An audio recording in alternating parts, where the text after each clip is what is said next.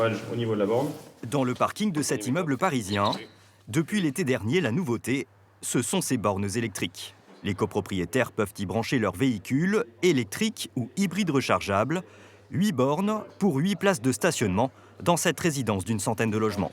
C'est vraiment des besoins qui sont évolutifs. En fait, c'est souvent l'offre qui crée la demande. Dès lors que vous avez une première borne qui est installée, d'autres copropriétaires vont emboîter le pas et c'est à partir de ce moment-là qu'on commence à voir le nombre de bornes fleurir. Sur ce site, on a eu des travaux à faire en voirie, en extérieur, donc on est plutôt sur des délais allant jusqu'à 6 mois. Des bornes toujours plus indispensables avec l'essor des voitures électriques. La région parisienne compte environ 4000 bornes électriques sur la chaussée. Tout l'enjeu est donc de développer le parc dans les copropriétés. Ces travaux coûteux, plusieurs dizaines de milliers d'euros, peuvent désormais être financés par la Caisse des dépôts et consignations.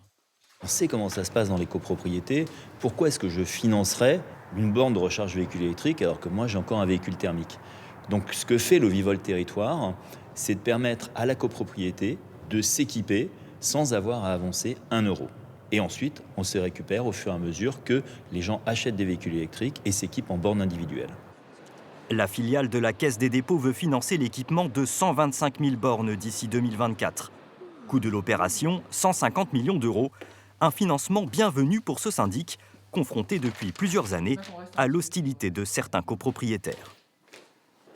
Je vais prendre l'exemple d'une assemblée générale que l'on a tenue hier soir. Ça fait 3 ans que ça bloquait, ça fait 3 ans qu'on en discutait. Et pourquoi? Parce que vous aviez 2 copropriétaires qui avaient des véhicules hybrides rechargeables et un seul qui avait un véhicule électrique. Et les autres ne voulaient pas préfinancer les choses. Plus de préfinancement, ça a été voté à l'unanimité. L'an dernier, près d'une voiture sur 5 vendue en France était électrique ou hybride rechargeable, une part de marché en forte croissance.